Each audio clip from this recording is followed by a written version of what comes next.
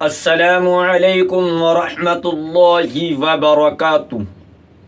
میں نے پچھلی ویڈیو کے اندر حج کی کچھ خرافات بتائی تھی، لیکن میں انشاءاللہ اس ویڈیو کے اندر یہ بتانے آیا ہوں کہ حج کی کتنی بڑی فضیلت ہے، اور جن حضرات پر حج فرض ہے اور اگر وہ حج نہ کریں تو کتنی بڑی وعید آئی ہے ان کے لیے۔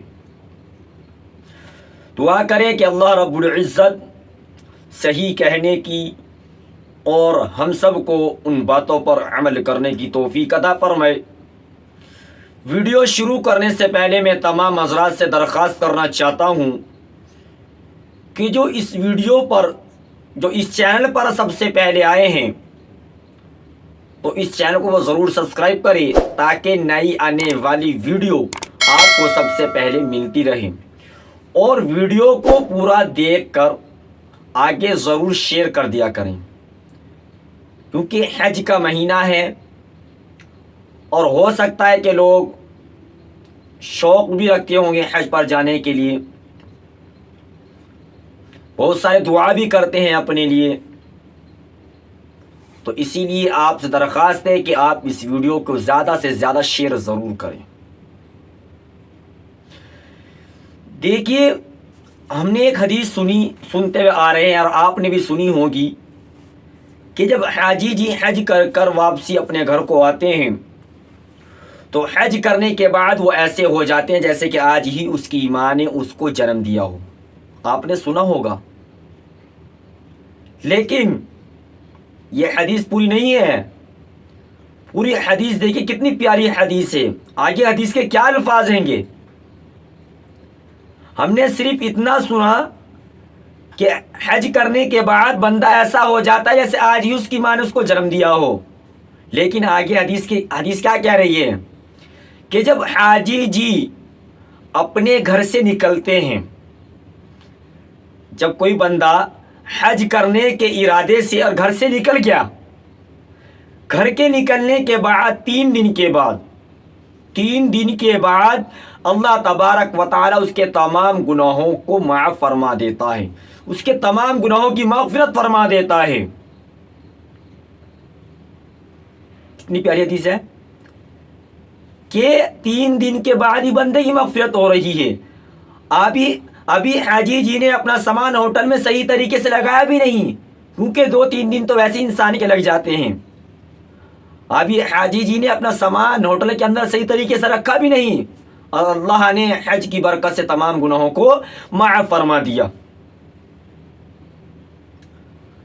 اچھا، اب آگے کی جو ڈیٹیل ہے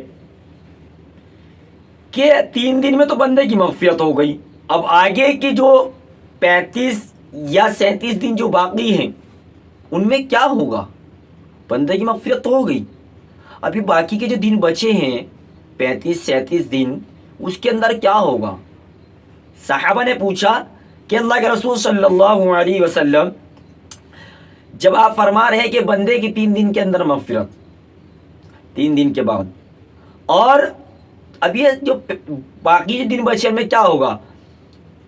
تو حضور صلی اللہ علیہ وسلم نے ارشاد فرمایا کہ اللہ تبارک و تعالی حاجیوں کے جو جنت ہے، جنت میں درجات کو بلند فرماتا رہے گا، روز مرہ درجات بلند ہوتے رہیں گے۔ ہم نماز کی فضیلت سنتے ہیں، پڑھتے ہیں، زکوٰۃ کے مسائل کو جانتے ہیں، سنتے ہیں، پوچھتے ہیں، ہمیں حج کی مسائل کو جاننا چاہیے، ہمیں اس کی فضیلت بھی جاننی چاہیے، کیونکہ جب تک ہمارے ذہن کے اندر، دلوں کے اندر اس کی فضیلت نہیں آئے گی تو وہاں کا شوق اور جذبہ کیسے پیدا ہوگا ہمارے دل کے اندر؟ تو اسی لیے میں ہر بندے سے درخواست کرنا چاہتا ہوں کہ اپنے لیے دعا ضرور کریں کہ اللہ ہمیں حج بیت اللہ کی زیارت ضرور کرائیں، اپنے گھر کا دیدار ضرور کرائیں۔ آج ہم نے دعا کرنی بند کر دی، اور کیا سمجھتے ہیں ہم کہ ہمارے پاس پیسے نہیں ہیں، یا ہمارے اکاؤنٹ میں 50-60 ہزار روپے صرف پڑے ہیں، اور 50-60 ہزار میں تو حج نہیں ہوتا۔ میرے بھائیو، اگر حج پیسوں سے ہوتا تو ہر سال نہ جانے کتنے امیر لوگ جاتے حج کرنے، نہ جانے کتنے اربوں کروڑوں پتی لوگ حج کرتے اور غریب نہ جاتا۔ میرے بھائیوں، اللہ تبارک و تعالی جس کو توفیق عطا فرما دیتا ہے وہ پہنچ جاتا ہے وہاں. اس میں انسان کی جیب نہیں دیکھی جاتی. صرف ہمیں دعا کرنی ہے کہ یا اللہ اپنے گھر کا دیدار ہم سب کو ضرور کرائیں، ہمیں توفیق عطا فرمائیں. اگر اللہ کی توفیق مل گئی تو آپ کو دنیا کی کوئی طاقت نہیں روک سکتی حج کرنے سے. اور اگر توفیق نہ ملے، آپ کیا پوری دنیا آپ کو بھیجنے کی کوشش کر لے، آپ جا نہیں سکتے اللہ کے توفیق کے بغیر. تو اسی لیے کتنی پیاری حدیث تھی کہ 3 دن کے بعد مغفرت، اس کے بعد جنت کے درجات بلند ہوتے رہیں گے. اب بندہ یہ سمجھتا ہے کہ میرے پاس پیسہ تو ہے، 5 لاکھ 10 لاکھ روپے اکاؤنٹ میں پڑے تو ہیں، لیکن پہلے میں بیٹوں کی شادی کر لوں یا بیٹوں کی شادی کر دوں، فرض ادا ہو کے پھر میں اکٹھے حج کو جاؤں گا. میرے بھائیو یاد رکھنا، جو آپ ارکان حج کے جوانی کے اندر صحیح طریقے سے ادا کر لو گی، وہ بڑھاپے پہ آپ صحیح طریقے سے ادا نہیں کر پاؤ گی. آپ اگر حج فرض ہے تو آپ حج کریے اور وہاں جا کے دعا کریں کہ یا اللہ جو کچھ میرے پاس تھا تیری راہ میں نے خرچ کر دیا، اب تو ہی میری بیٹوں کی شادی کرا، میرے بیٹوں کا نکاح کرا. اللہ تبارک و تعالیٰ ایسے راستے نکالے گا کہ آپ گمان بھی نہیں کر سکتے. لیکن یہ جائز نہیں ہے کہ آپ کے اکاؤنٹ میں اتنا بیلنس ہے کہ آپ حج کر کے آ سکتے ہو اور آپ بیٹوں کی شادی کے انتظار میں بیٹھے رہو. آپ کو بھی معلوم ہے کہ موت کا کوئی بھروسہ ہے کہ کب آ کے اچک لے. اور اپنی دعا کے اندر ایک دعا شامل کر لے. فرمایا گیا ہے کہ کوئی شخص اگر حج کے ارادے سے گیا اور واپسی نہ آ سکا، یعنی کہ وہیں اس کا انتقال ہو گیا ہے، تو یہ بہت بڑی فضیلت کی بات ہے. ہمیں اپنی دعا کے اندر یہ دعا بھی شامل کر لینی چاہیے. فرمایا گیا کہ جو حاجی حج کرنے گیا اور واپسی نہ آ سکا اور وہیں اس کا انتقال ہو گیا، تو اللہ تبارک و تعالی قیامت تک ہر سال اس کو ایک حج کا ثواب لکھتے رہیں گے. یعنی کہ قیامت کب آئے گی اور قیامت تک کہ اس کا ایک حج کا ثواب لکھا جائے گا. تو کتنی بڑی فضیلت ہے.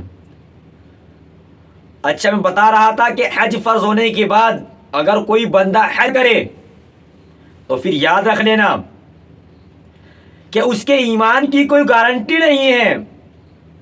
جو حج فرض ہونے کے بعد حج نہ کرے تو اس کے ایمان کی کوئی گارنٹی نہیں ہے کہ وہ یہودی مرے یا نصرانی ہو کے مرے، یہودی مرے یا نصرانی ہو کے مرے. تو اسی لیے اللہ سے ڈرتے رہنا چاہیے کہ یا اللہ میں ایسی موت سے ہماری حفاظت فرمائیں. یہود و نصارہ والی موت بڑی سخت موت ہے، اس کے ایمان کی کوئی گارنٹی نہیں ہے جو یہود و نصارہ کی طرح مرے. تو اسی لیے ہمیں چاہیے کہ ہم جلد سے جلد، اگر ہم پر حج فرض ہے تو جلد سے جلد ہم حج کریں، حج کرنے جائیں. ہم بیٹے کی شادی کے انتظار میں نہ بیٹھے رہیں. اللہ تبارک و تعالیٰ آپ کی بیٹی کی شادی بھی اچھی جگہ کرائے گا. تو امید ہے کہ آپ کو یہ باتیں سمجھ میں آ گئی ہوں گی. دعا کریں کہ اللہ تبارک و تعالیٰ ہم سب کو ان باتوں پر عمل کرنے کی توفیق عطا فرمائے اور حج کی صحیح ادائیگی کرنے کی توفیق عطا فرمائے. اور اللہ رب العزت ہم سب کو حج بیت اللہ کی زیارت نصیب فرمائے، حج بیت اللہ کا دیدار نصیب فرمائے. اللہ تبارک و تعالی ہم تمام کو نیک عمل کرنے کی توفیق عطا فرمائے. تو ملتے ہیں نیکسٹ ویڈیو کے ساتھ، جب تک کہ آپ مجھے اجازت دے دیں. السلام علیکم ورحمۃ اللہ وبرکاتہ.